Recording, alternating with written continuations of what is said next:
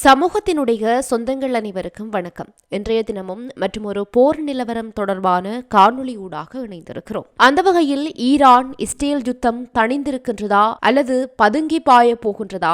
Israel ஈரானுக்கு பதிலடியாக அமெரிக்காவும் முழு போரில் இறங்குமா? இஸ்ரேல் ஈரான் யுத்தம் வெற்றி யார் பக்கம்? அதிர வைக்கும் இரு நாடுகளின் படைப்பலம் என்ன? ஈரான் இஸ்ரேலுக்கு இடையில் வெடித்துள்ள மோதல் எரிபொருள் பற்றாக்குறை ஏற்படும் அபாயமா போன்ற அண்மைய தகவல்கள் பற்றி பார்க்க இருக்கிறோம். இஸ்ரேல் மீது ஈரான் தாக்குதல் நடத்தி இருக்கின்ற நிலையில் இந்த அடி போதுமா, இன்னும் கொஞ்சம் வேண்டுமா என்கின்ற தோரணையில் தான் தன்னுடைய கருத்துக்களை ஈரான் முன்வைத்து வருகிறது. உண்மையில் இஸ்ரேல் என்றொரு நாடு இருக்கக்கூடாது என்பதே ஈரானின் விருப்பம். மாறாக ஈரானின் வளர்ச்சி மத்திய கிழக்கில் தமக்கு பெரும் அச்சுறுத்தல் என நினைக்கிறது இஸ்ரேல். இதன் விளைவாகத்தான் பல காலமாக இரு நாடுகளும் முரண்பட்டு மல்லுக்கட்டி கொண்டிருக்கின்றது. ஈரானின் வரலாற்றில் 500க்கும் மேற்பட்ட அண்மையான ஏவுகணைகள் கொண்டு ஈரான் தாக்குவது இதுவே முதல் தடவையாகும். இந்த தாக்குதல் இஸ்ரேலை கதிகலங்க வைத்திருக்கிறது என்பதில் சந்தேகமில்லை. ஈரான் கனகச்சிதமான திட்டமிடலுடன் இஸ்ரேலிய பாதுகாப்பு அரணாகிய அயன்டோமை ஏமாற்றி இஸ்ரேலில் சேதங்களை ஏற்படுத்தியிருக்கிறது. இது ஈரானிற்கு ஒரு வகையில் வெற்றி என்றுதான் சொல்ல வேண்டும். தற்போதைக்கு போர் பதற்றம் மெல்ல தணிந்திருக்கின்றது.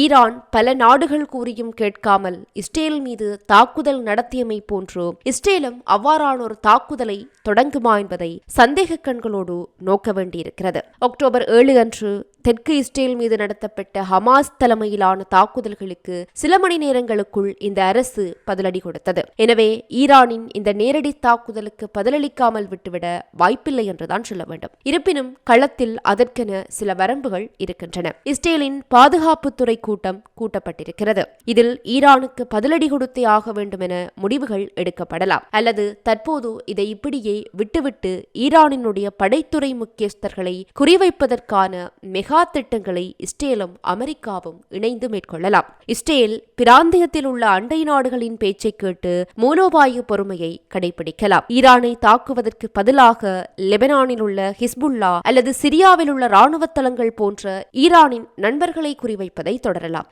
இதை இஸ்ரேல் பல ஆண்டுகளாக செய்து வருகிறது. ஈரான் எந்த தளங்களில் இருந்து ஏவுகணைகளை ஏவியதோ இஸ்ரேல் அதை குறிவைக்கலாம். நீண்ட தூர ஏவுகணை தாக்குதல்களால் பதிலடி கொடுக்கவும் வாய்ப்பிருக்கிறது. ஆனால் அவ்வாறு நடந்தால் ஈரான் அதை போரின் தொடக்கமாக பார்க்கும். ஏனெனில் இஸ்ரேல் நேரடியாக ஈரானை தாக்குவது அதுவே முதல் முறையாக இருக்கும். இதுவரை பிராந்தியத்தை சுற்றியுள்ள ஈரான் ஆதரவு போராளி அமைப்புகளை மட்டுமே இஸ்ரேல் தாக்கியிருக்கிறது. அவ்வாறு இல்லை என்றால் ஈரானின் சக்தி வாய்ந்த புரட்சிகர காவலர் படைக்கு சொந்தமான தளங்கள், பயிற்சி முகாம்கள் மற்றும் கட்டுப்பாட்டு மையங்களை தாக்கி இஸ்ரேல் பதிலடி கொடுக்கலாம். இது விரிவான பதிலடி தாக்குதலாக இருக்கும். பிந்தைய 2 விருப்பங்களில் ஏதேனும் ஒன்றை இஸ்ரேல் தேர்ந்தெடுத்தால் ஈரான் ஒரு புதிய தாக்குதலை மேற்கொள்ளும் அபாயம் இருக்கின்றது. தற்போது முடிவை இஸ்ரேலின் கைகளில் விட்டுள்ளது ஈரான் என்றுதான் கூற வேண்டும். ஈரானின் நிலைப்பாடு பின்வருமாறு இருக்கின்றது. கணக்கு சரி செய்யப்பட்டது. அதுதான் இந்த விஷயத்தினுடைய முடிவு.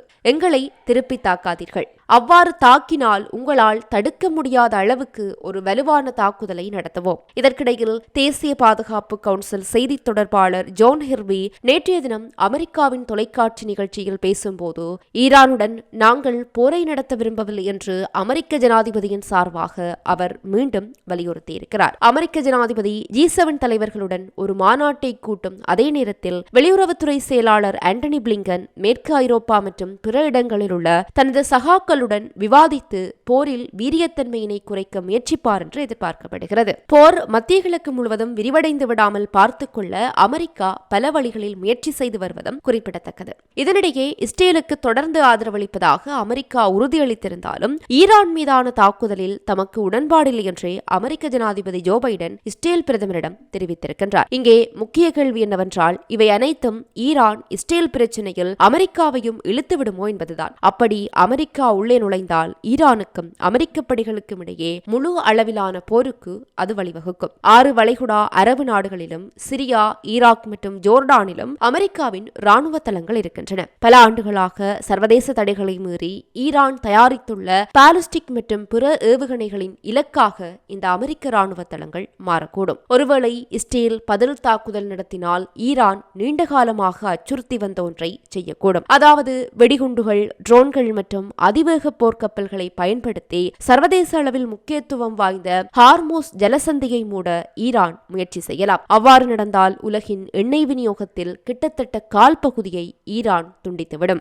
அமெரிக்கா மற்றும் வளைகுடா நாடுகளை பிராந்திய அளவிலான போருக்கு இழுத்துச் செல்லக்கூடிய ஒரு பயங்கர நிகழ்வாக இது அமைந்துவிடும். இதை தவிர்க்கத்தான் பல அரசாங்கங்கள் இப்போது 24 மணி நேரமும் போராடி வருகின்றன. இந்த நிலையில் அமெரிக்கா அல்லது இஸ்ரேல் தரப்பில் இருந்து பதிலடி தர முன்வந்தால் அடுத்த கட்ட நடவடிக்கை தொடர்பில் அறிவிப்போம் என்று ஈரான் மிரட்டல் விடுத்திருக்கிறது. இதனால் இஸ்ரேல் அமைச்சரவையினுடைய முடிவு நடைமுறைக்கு வரவில்லை என்பது குறிப்பிடத்தக்கது. அடுத்து இஸ்ரேலினுடைய ராணுவ பலம் மற்றும் ஈரானின் ராணுவ பலம் பற்றிய ஒப்பீடுகள் பல தளங்களிலும் மேற்கொள்ளப்பட்டு வருகின்றன. ஈரானுக்கும் இஸ்ரேலுக்குமான படைவலு சமநிலை என்கின்ற விடயத்தில் பல விடயங்களில் இஸ்ரேலினை விட ஈரான் முன்னிலையில் காணப்படுவதாகவே சர்வதேச ஆய்வாளர்கள் கருதுகின்றனர். குளோபல் ஃபயர் பவர் எனும் சர்வதேச நிறுவனத்தின் மதிப்பீட்டின்படி உலகளாவிய ராணுவ சக்திகள் வரிசையில் இஸ்ரேல் ராணுவம் 17வதும் ஈரானின் ராணுவம் 14வது இடத்தையும் பிடித்திருப்பது குறிப்பிடத்தக்கது. இதன்படி இஸ்ரேலினுடைய படைப்பலத்தை விட ஈரானின் படைப்பலம் முன்னணி வகிப்பது குறிப்பிடத்தக்கது. இஸ்ரேலிடம் 1,70,000 நிரந்தர படை வீரர்களும் ஈரானிடத்தில் 6,10,000 படை வீரர்களும் இருப்பதாக தெரிவிக்கப்படுகிறது.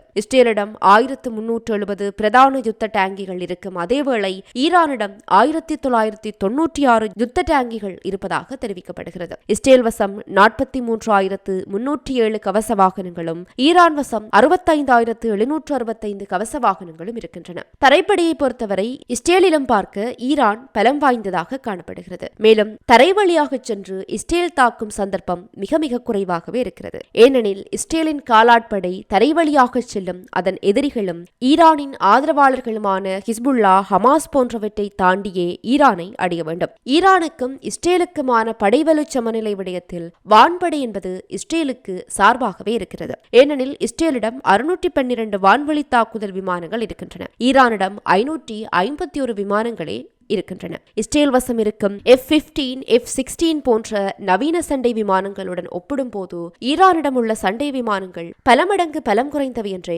கூறுகின்றனர் பொறியியல் வல்லுநர்கள். இதன்படி ஈரானுக்கும் இஸ்ரேலுக்கும் இடையே முழு அளவிலான யுத்தம் ஏற்பட்டால் அது வான்வழியாகவே தான் இருக்கும். இரண்டு நாடுகளினுடைய ஏவுகணைகளும் யுத்த விமானங்களுமே இதில் முக்கிய பங்கு வகிக்கின்றன. இதன்படி இஸ்ரேல் மீது ஈரான் 300 ட்ரோன்களை கொண்டு தாக்குதல் ஆரம்பித்திருக்கின்ற நிலையில் இந்த தாக்குதலினுடைய வீரியம் ஒட்டுமொத்த உலகையுமே புரட்டி எடுத்துவிடும் என்பது சர்வதேச வல்லுநர்களினுடைய கருத்தாக இருக்கிறது. மறுபுறம் ஈரான் மற்றும் இஸ்ரேலுக்கு இடையில் தற்போது ஏற்பட்டுள்ள யுத்த நிலை காரணமாக எரிபொருள் தட்டுப்பாடு ஏற்படக்கூடும் என்ற அபாயம் ஏற்பட்டிருக்கிறது. இதன் காரணமாக ஈரானினுடைய பல பகுதிகளில் உள்ள எரிபொருள் நிரப்பு நிலையங்கள் முன்பாக நீண்ட வரிசையில் வாகனங்கள் காத்திருக்கின்றன. யுத்த நிலை தீவிரமடைந்தால் எரிபொருளுக்கு பாரிய தட்டுப்பாடு ஏற்படும் என்று கருதி எரிபொருள் நிரப்பும் பொருட்டு அங்குள்ள மக்கள் இவ்வாறு எரிபொருள் நிரப்பு நிலையங்களின் முன்னால் வாகனங்களில் காத்திருக்கின்றனர் என்பதும் குறிப்பிடத்தக்கது.